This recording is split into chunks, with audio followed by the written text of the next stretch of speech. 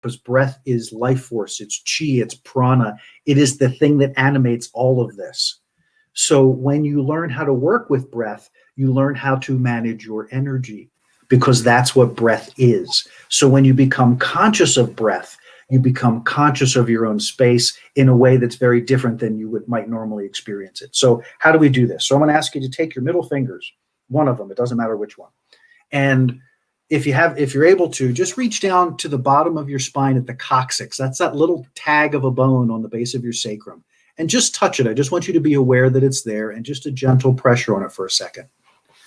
And then bring your other finger up to the top of your spine. And if you trace down the back of your skull, you're going to hit a pit. They call that the mouth of the soul. That's where the spine enters into the occipital bone, and there's a little gap there. And that is the space that is believed, I believe, in Eastern philosophy, where the soul is entered into the body, or something along those lines. Don't quote me. It's right around there somewhere. Okay, so what we're going to do is what you would do on your own, and you can do this on your own now. I do this exercise standing. You can do it laying down, or you can do it sitting. I've done it. This is the exercise I've done everywhere.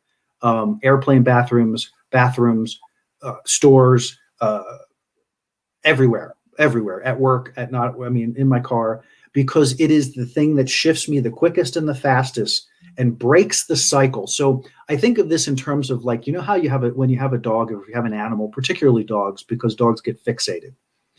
The best way to stop a dog from doing something is to break their attention cycle, right? Because they get fixated. I see a rabbit. That rabbit is my rabbit. I'm going to stay on that rabbit. And they get all pointed into and dialed into that rabbit, and they're going to go for that rabbit, except they can't, because where they are is not safe, or whatever the case may be. So you need to find something that breaks their attention cycle, which is not easy to do sometimes. But that's what this exercise does, is it breaks the attention cycle to what is, so that your energy can spin up to what the potential is. And you'll get to experience that a little bit. So what we're going to do is focus. So if you want to touch that point in your spine, that's great. So I'm going to sit forward here. So you would tap, starting at the bottom, you tap, and you're going to inhale through the nose and exhale from the mouth forcibly. So it's going to look like this. And then you go up here. And then you go down. And then you go up. And down.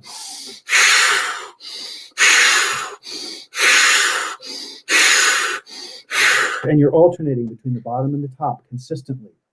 When you start this exercise, only do it about 10 times, top and bottom, because what will happen is you will notice that you'll get a little lightheaded, or you'll get a little spinny.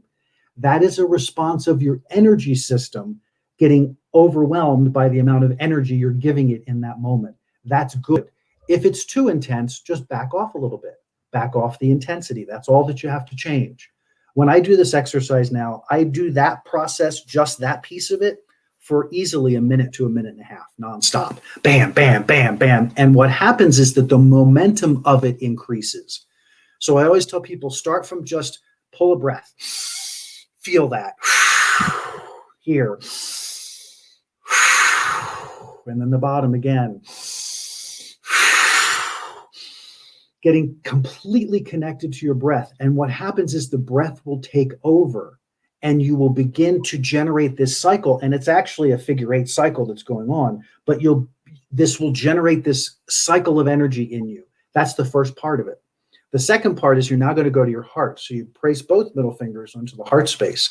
And now you just gently touch that heart chakra, and you inhale and open.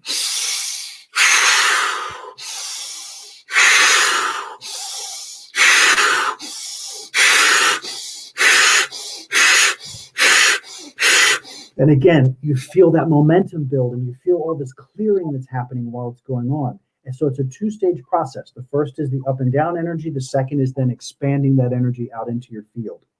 Again, remembering, if it feels a little loopy, just back off the intensity and build the intensity over time as you're able to integrate that intensity. So in the beginning, you go, wow, that was intense. And you want to continue to keep breathing until you feel grounded, because this is not an ungrounding exercise, but it can feel that way if you've overwhelmed the system. So let yourself stay in the breath, so you stay a little grounded with it, But the whole idea then is what happens next. So that was the exaggerated form of that. Once you're used to these points, you don't have to touch them every time.